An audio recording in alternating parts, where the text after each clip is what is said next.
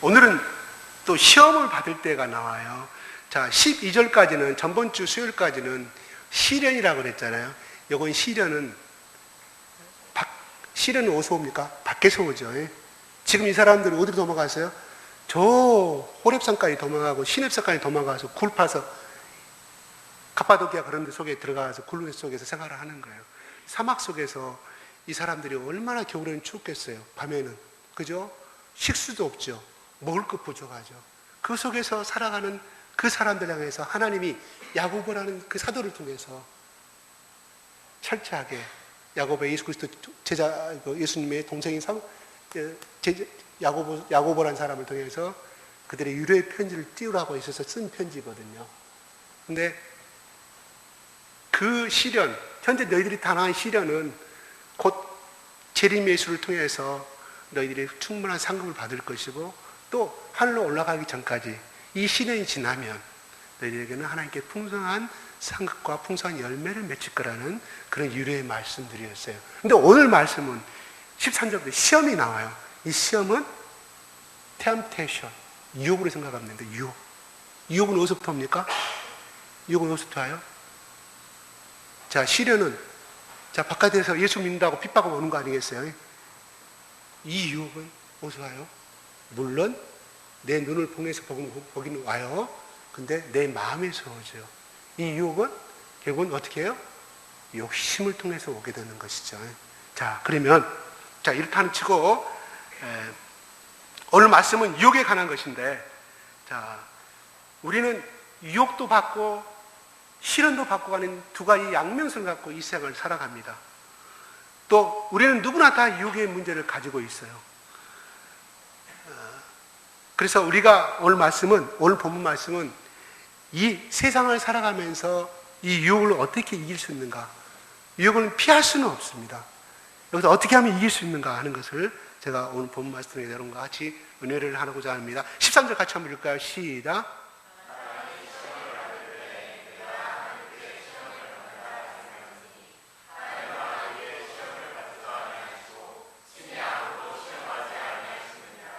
예.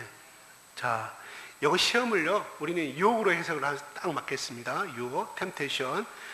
우리가 유혹을 당할 때 그 유혹에 실패할 수도 있고 그 유혹에 우리는 이길 수도 있습니다. 근데 여기서 유혹을 받을 때라는 말은 우리가 유혹에 실패할 때라든가 유혹에 빠졌을 때, 우리가 이 상황에서 때로는 나 자신을 자하기도 하지만 때로는 우리 한 속에 우리는 하나님을 원망할 때가 있습니다. 우리의 잘못보다는 무엇인가 우리로 하여금 그 유혹에 빠지게 한 유혹의 근원을 생각하고 그 유혹의 근원으로 때로는 하나님에 대한 원망을 할 때가 있다는 것이에요. 가장 대표적인 예가 성경에 돌아가겠습니다. 창세기 3장의 아담의 이야기입니다. 그죠? 창세기 3장, 잘 아는 말씀이지만 3장 12절 한번 읽어볼까요? 시작.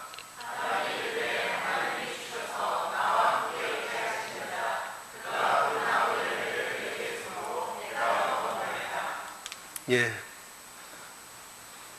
처음에는 이 아담이 여자를 이야기하는 것 같아요. 그렇지만 그 여자가 주었기 때문에 문제라고 이렇게 말하는 것 같아요. 여자가 주어인 것 같죠. 그죠? 그런데 그게 아니에요. 나와 함께 하신 여자는 바로 하나님이 주신 자라고 말합니다. 이런 의미가 들어있어요, 이 소개가. 자, 이 말을 다시 말하면, 하나님, 나 혼자 있을 때는 절대 먹지 않았습니다, 선악과 열매를. 근데 나 혼자 있었을 때 또 문제가 없었거든요. 그런데 왜 여자를 나에게 주셔서 그 하나님 주신 그 여자 때문에 내가 그 선악과를 먹게 하셨습니까? 하는 것이 포함되어 있어요. 이게 가장 정확한 해석이에요. 제 말은 해석이 아니고 신학자들 그렇게 써놨더라고요. 저도 그 말에 동감을 합니다. 근데 그 여자에 대해서 아담이 뭐라고 했던 사람이에요? 내 뼈 중에 뼈요, 내 살 중에 살이라고 그랬어요. 정말 엄청난 순간에 사람이 사랑에 빠지면 뭐가 돼요? 뭐가 됩니까? 우리 지나셨어요. 우리 주님 만나 사랑 깊이 빠진 것 같아요. 시인이 되잖아요. 달도 아름답게 보이고, 그저 흐르는 물도 그전에는 묵묵하게 그냥 지나간 퇴근길이었지만 같이 사랑하는 사람과 우리 준이 지난 손잡고 가니까 어때요? 그 물 흐르는 소리도 시적으로 들리잖아요. 그죠? 이 사랑에 빠졌던 사람이에요, 아담이. 그렇게 했던 사람이 말이 이렇게 바꿔져 갑니다. 그래서 하나님이 주신 그 여자 때문에 내가 그 여자 때문에 이렇게 돼서 하나님을 공격하고 원망하는 것을 볼 수가 있어요. 우리 어린아이들 볼까요? 너 왜 그랬어? 자기가 잘못했건 죄가 내 과자를 뺏어갔다든가 항상 우리는 핑계를 대는 것이 어린아이를 통해서 보면 잘 알 수 있어요. 제 속성을 알 수 있는 거예요. 왜? 아담의 피가 흐르고 있다는 사실을 나는 어린아이들 대답을 통해서 많이 깨닫게 돼요. 아, 그렇잖아요? 항상 내가 잘못했다는 말 한 적이 있어요. 거의 10중에 9번 저 죄 때문에, 나는 가만히 저애 때문에 항상 걸고 넘어지는 거예요.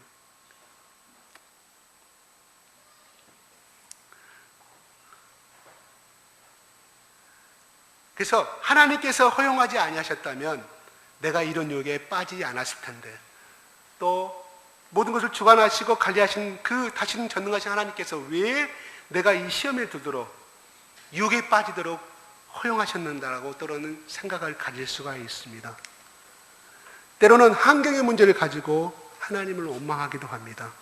하나님이 그때 그 장소에 내가 가지 않도록 해주셨다면 나에게 이런 불행한 문제가 생기지 않았을 텐데, 내가 그 사람을, 그 남자를, 그 여자를 만나지 않도록 했더라면, 나에게 안 했더라면 내가 이런 어려움에 빠지지 않았을 텐데, 그래서 하나님께 그 상황을 허락해 주셨기 때문에 나에게 이런 문제가 생겼다고 우리는 때로는 원망합니다. 그래서 우리는 때로는 환경을, 장소를, 또 어떤 사람을, 또 어떤 그 상황을 그러면서 하나님께 원망하는 우리는 모습을 종종 보이기도 한다는 것이에요. 그래서 또는 하나님께 말합니다. 하나님, 내 친구는 이러이러한데 나는 왜 이렇게 나를 유혹에 약하게 만드셔가지고 그 유혹에 난 견딜 수 없도록 만드는가? 또 표현도 하기도 합니다. 그래서 내게 다른 사람에 비해서 이 본능이 나는 강해가지고 이런 욕망을 너무 강하게 주셔서 나는 항상 이 문제를 조절할 수 없고 이 상황 앞에서, 이 장면 앞에서 나는 넘어지고 마는가? 끊임없이 절망할 때도 있을 것입니다. 성경은 바로 그 문제를 말씀하고 계십니다. 우리에게 말씀하십니다. 유혹을 받을 때 하나님께 유혹을 받는다 하지 말지니 하나님은 유혹하지도 아니하시고 유혹을 받지도 아니하신다고 하나님은 야고보 선생님을 통해서 말씀하고 있습니다. 그렇습니다. 하나님은 전능하신 하나님이시고 거룩하신 하나님이십니다. 죄가 없으시고 실수가 없으신 안전하신 하나님으로 우리는 알고 있습니다. 유혹을 받지도 않으신다고 성경은 분명히 말하고 있습니다. 잠언의 19장 3절을 한번 읽어볼까요? 시작.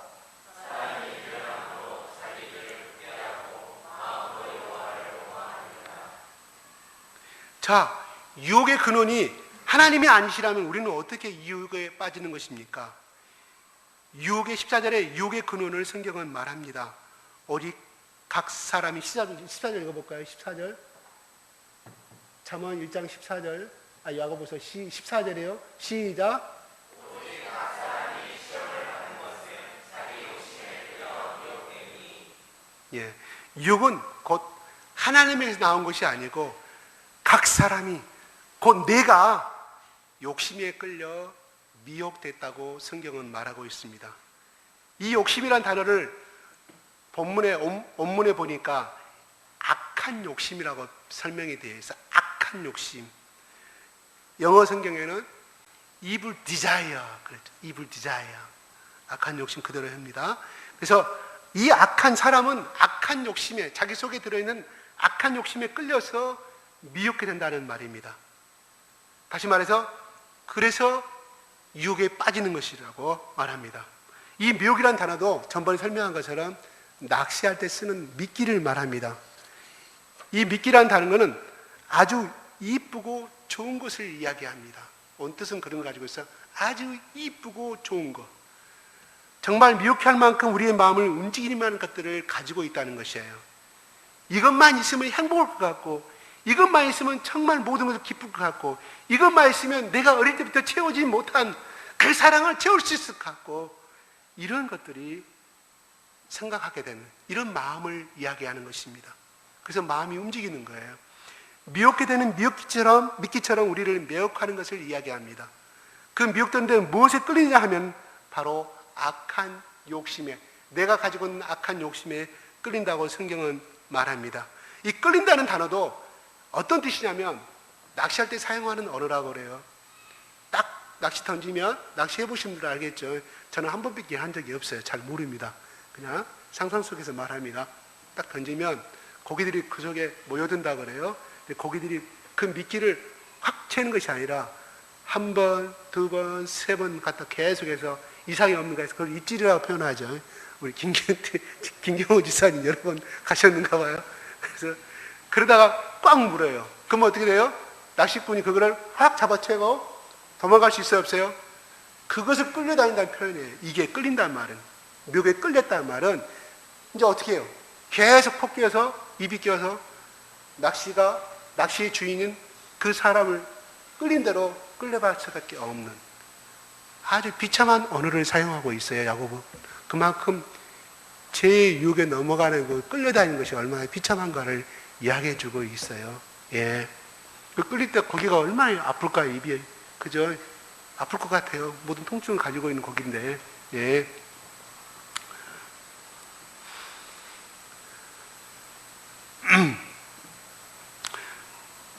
그래서 그 물고기가 몇 번 입질하다가 결국은 그 유혹에 못 이겨서 꽉 물잖아요. 그래서 꽉 무는 순간, 꽉 잡아당길 때, 그게 바로 끌리다라는 단어를 사용하고 있습니다. 우리의 욕심은 참지 못해서 미혹게 되는 이 미끼를 꽉 물어서 팍 잡아당기는 끌림. 그래서 성경은 우리가 유혹에 빠지는 모습을 이렇게 설명하고 있습니다. 우리에게 당하는 유혹이 무엇입니까? 미끼가 무엇입니까? 우리를 미혹해 하는 것이 무엇입니까? 우리의 욕심을 움직이는 것이 무엇입니까? 한번 생각해 봐야 할 것 같습니다. 사람들이 어떤 잘못을 범하고 나쁜 어떤 결과를 초래했을 때 여러 가지 변명을 이야기를 해요. 미사고를 표현하면서 어쩔 수 없는 이렇게 또 신문지상의 유명한 정치인이나 사람들이 말한 것을 볼 수가 있습니다. 그러나 중요한 것은 그 모든 것들이, 그 변명들이 그 속에는 우리의 욕심 때문에 넘어가 버린 것을 알 수가 있어요. 자, 그래서 욕심에 끌려 미혹되는 것, 바로 그것이 우리가 유혹에 빠지는 것이라고 성경은 말합니다. 내 욕심이 문제인 것을 기억하셨으면 고맙겠습니다. 그러므로 내 욕심이 끌리는 데에 방황하지 마시고 배회하지 마십시오. 나는 괜찮겠지. 정말 죄를 범하지 않는 그때까지 가는 것, 그것이 어리석은 것이라고 성경은 말합니다. 내가 말에 문제가 있고 남의 이야기를 좋아한다면 그걸 좋아하는 사람들하고 친하게 지내지 마십시오. 우리는 한참 남의 흉을 보고 나서 때로는 왜 나는 똑같이 또 이것을 하지 않는다고 했는데 또 이 말을, 남을 흉을 보고 남을 비판했을까 하는 또 절망에 빠질 때가 많이 있잖아요. 그것도 유혹이잖아요. 유혹에 당했잖아요. 그죠? 그 장소를 우리는 피해야 합니다. 왜? 우리는 육적인 약함을 가지고 있기 때문에 어쩔 수 없는 연약한 존재고 제약된 존재라는 것이에요. 그래서 내가 주위에 내 욕심에 끌려 미혹될 수 있는 것, 때로는 그것이 내가 좋아하는 것이지만 조심해야 함은 바로 내 욕심이 바로 문제가 되기 때문입니다. 15절 16절에 또 야고보서는 말합니다. 15절 16절 같이 읽을까요? 시작.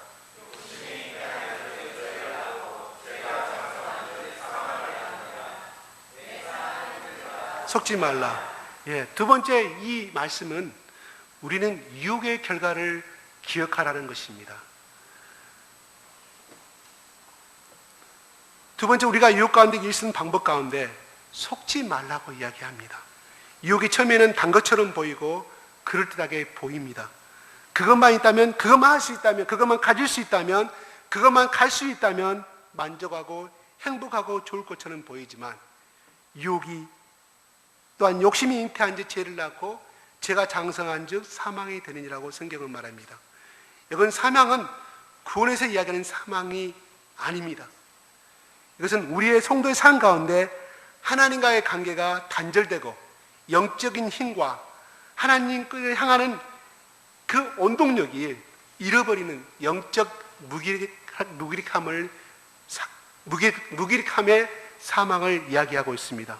그러므로 하나님과 관계에서 주를 향한 뜨거운 마음이 없어지고 식어지고 미지근하고 또한 생명력이 없는 또한 성숙하지 못한 성도의 모습이라면 바로 그 욕심이 잉태하고 죄를 낳아서 사망의 상태에 놓여 있다는 것을 의미해 주고 있는 겁니다.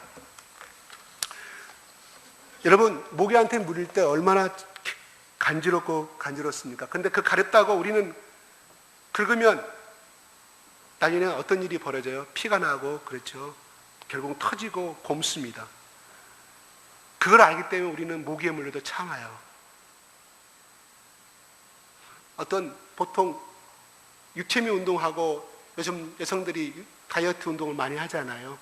헬스장에 가면은 노란 기름덩어리를 모형으로 해서 이렇게 해놔요. 역시 1kg짜리, 2kg짜리, 3kg짜리. 그죠?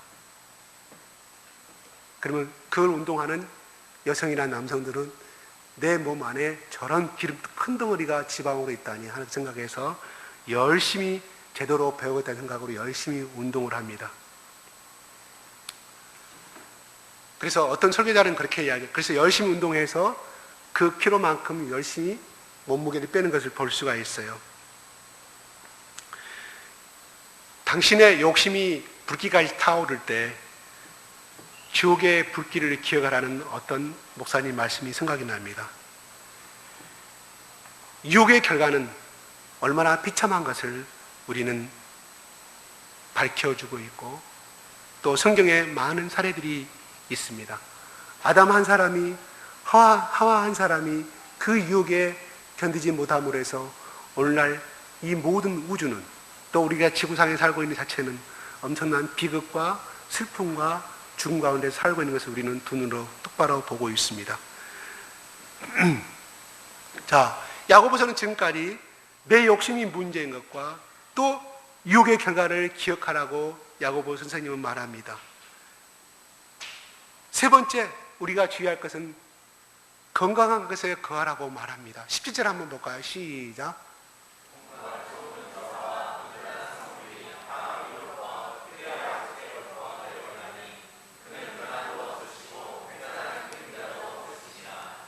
예. 오늘 본 말씀에, 방금 읽은 말씀에 회전하는 그림자, 빛 때문에 그림자가 흔들리는데 그것이 없는 하나님, 변함이 없는 신실하신 하나님을 이야기하고 있습니다. 그 좋으신 선하신 하나님께서 온갖 좋은 은사와 온전한 선물을 우리에게 주신다고 말씀하고 있습니다. 우리가 유혹 가운데 승리한다면, 미혹되는 것에 거하지 아니한다면 건강하고 선한 것 가운데 있어야 함을 성경은 말하고 있습니다. 쓰레기가 벌레가 들어가면 잠깐만요. 하루살이가 나한테 들어갔습니다. 방금 삼켰어요. 이게 뱉을 수가 없을 것 같아요. 이게 네가 한 상큼도 안 좋을 것 같아서. 해피링 이렇게 나오면 언제 어떻게 들어왔지? 하나님 감사합니다. 쓰레기가 들어오면 쓰레기가 나오기 마련입니다. 쓰레기가 모여지면 그것은 쓰레기통이 되어져 버린 것을 우리는 길가를 지나가다 많이 봅니다. 흔히들 옛말에 콩심대 콩난다고 말하고요. 신문대를 거둔다고 흔히들 말합니다. 우리가 어떤 것들을 받고 있는가, 어떤 것들을 보고 있는가, 어떤 곳에 가고 있는가, 어떤 사람을 만나고 있는가, 바로 이런 것들로 우리가 유혹의 위험에 처하게 됩니다. 하늘의 빛의 아버지는 온갖 좋은 것과 선한 것과 건강한 것에 있어함을 성경은 본문 말씀에서 말하고 있습니다. 다윗이 밧세바와 범죄한 사건을 여러분 한번 기억해 보십시오. 그때 다른 사람들은 다 전쟁에 나갔고 다윗은 혼자 남아서 왕궁 옥상 위를 거닐다가 그것도 낮에 잠을 깊이 잠 깬 상태에서 기분 좋게 일어나다가 옥상에서 목욕하고 있는 이 밧세바라는 아름다운 여인의 육체를 보게 됩니다. 밧세바가 왜 그때 그 시간에 왕이 옥상에서 보면 볼 수 있는 그 장소에서 목욕을 했는지 저는 모르겠어요. 그런 잘 모르겠어요. 성경에 안 나왔기 때문에요. 네. 그러나 왕인 다윗이 전쟁에 나가서 싸웠더라면, 다른 사람처럼 자기에게 맡겨진 일을 감당했더라면 그런 그 시험에 넘어가지 않았을지도 모릅니다. 유혹은요, 정말 힘들고 어려울 때가 아니라 아주 잘 되고 내가 잘 나갈 때 더 위험합니다.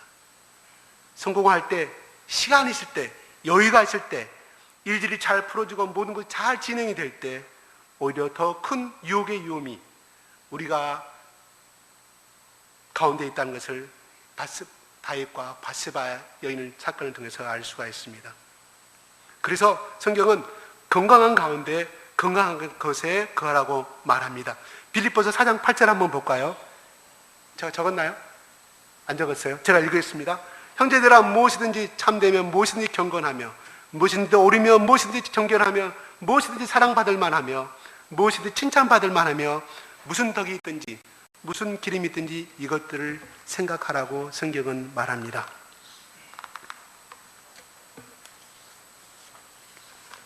네 번째, 그러기 전에 생각이 행동을 만들고 행동이 습관이 됩니다. 습관이 성품이 되고 성품은 우리 인생을 좌우하기 때문입니다. 그래서 성경은 건강한 것에 거하라고 말씀합니다. 여러분이 찾으신 책에서 거기 보면 우리의 사고가 변화가 되려면 21일을 반복해야 한다고 합니다. 우리 습관이 변화되려고 하면. 근데 그 습관이 변화돼서 자동적으로 나에게 나오기까지는 100일이라는 시간이 필요하답니다. 가만히 있어 100일이 가는 것이 아니고 그 100을 수없이 반복을 해야만이 내가 지금까지 지내왔던 말투와 사고방식도 변화가 돼서 내 것이 된다는 거예요. 더 깊은 인격적으로 더 만나게 되려면 6개월, 180일이 지나야 한다고 합니다. 그죠? 그 책 공부하면서 이게 별거 아니다고 하지 마시고요. 우리가 주일날도 마찬가지. 오늘 지금 이 말씀 가운데 다 읽다 하더라도 여러분도 집에 개인적으로 성경 말씀 읽는다. 그것이 곧 내 것이 되던가요? 안 되잖아요. 안 되잖아요. 끊임없이 반복하는 훈련이, 그건 우리의 몫이라 이 말이죠. 우리의 몫. 그게 필요하다고 생각이 됩니다. 마지막 네 번째, 진리의 말씀에 거하라고 말합니다. 자, 18절 읽겠습니다. 시작. 18절 시작.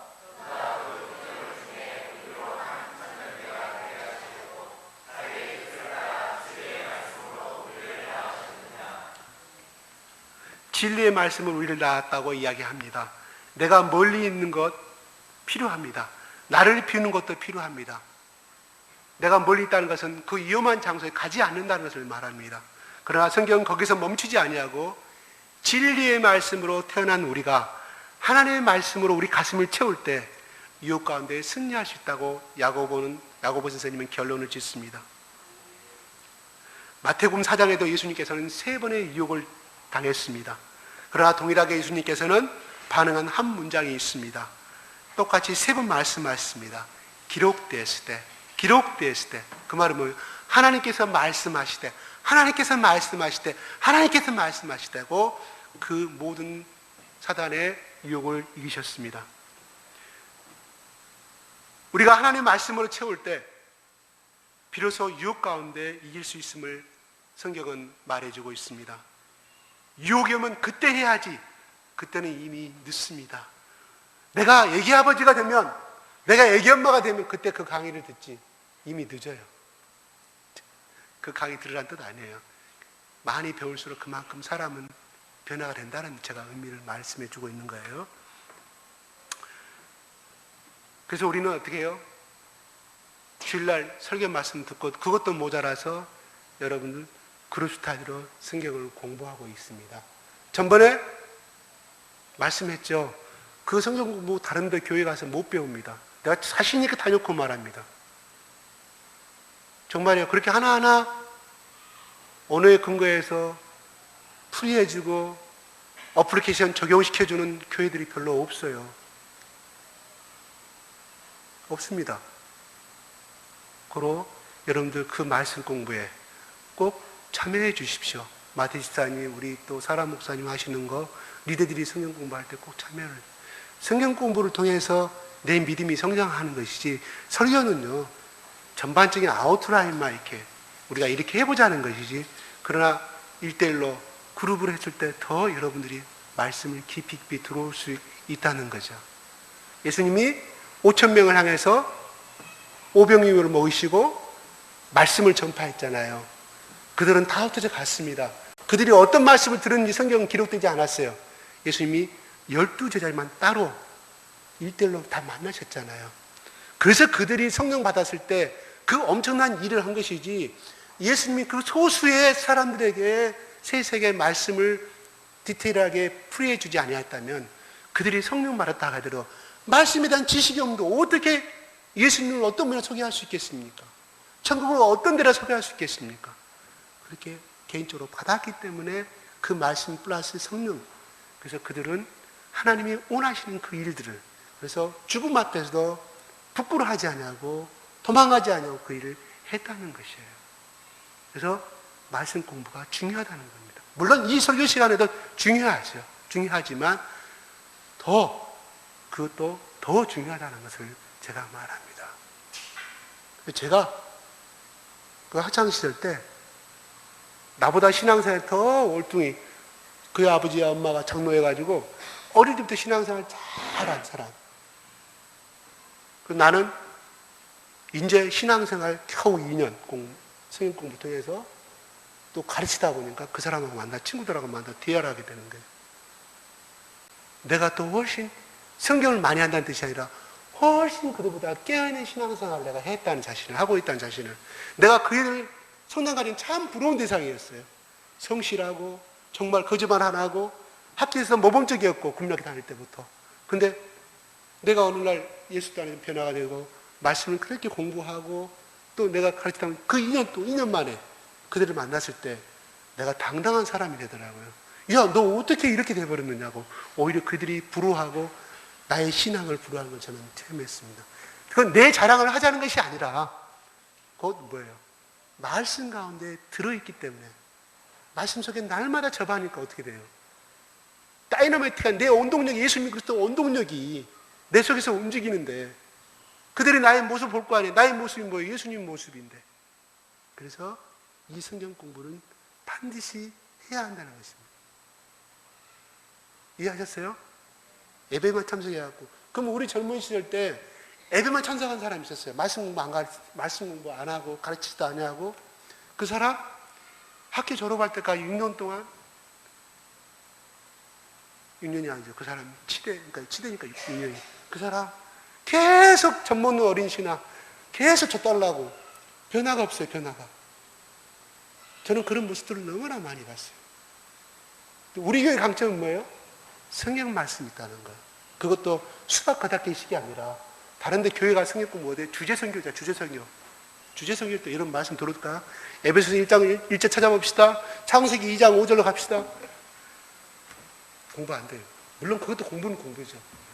우리처럼 하나하나 성경의 오늘 뜻을 해가면서 정확하게 이렇게 해주는데, 다른 교회 다니신 분들은 알아요. 대단히 미안합니다. 다른 교회 다니시다 오신 분들은 그 맛을 알아요. 그 맛을 알아요. 근데 처음에 하신 분들은 잘 몰라요. 그래서 저는 꼭 여러분들에게 이 유혹을 이길 수 있는 방법은 말씀 공부밖에 없다 하는 것을 저는 여러분들에게 부탁을 드리고 싶어요. 네. 자, 그래서 예수님 말씀이 나의 가운데 있을 때, 그런 우리는 유혹에서 승리할 수가 있다는 결론은 오늘 말씀이 그렇습니다. 결론은 그렇게 한번 해보게요. 네. 자, 기도하겠습니다. 제가 오늘 제가 30분에 끝내려고 했는데 아까 아침에 그 이상한 그 말 들어가가지고 지금 45분, 15분이 오버됐습니다. 저는 항상 30분에 끝내려고 수요일 날 그러니까 지루하다고 오늘은 조금 15분 오버돼 죄송합니다. 다음 주 제가 꼭 다음 주 약속 지키겠습니다. 예, 자 기도하겠습니다.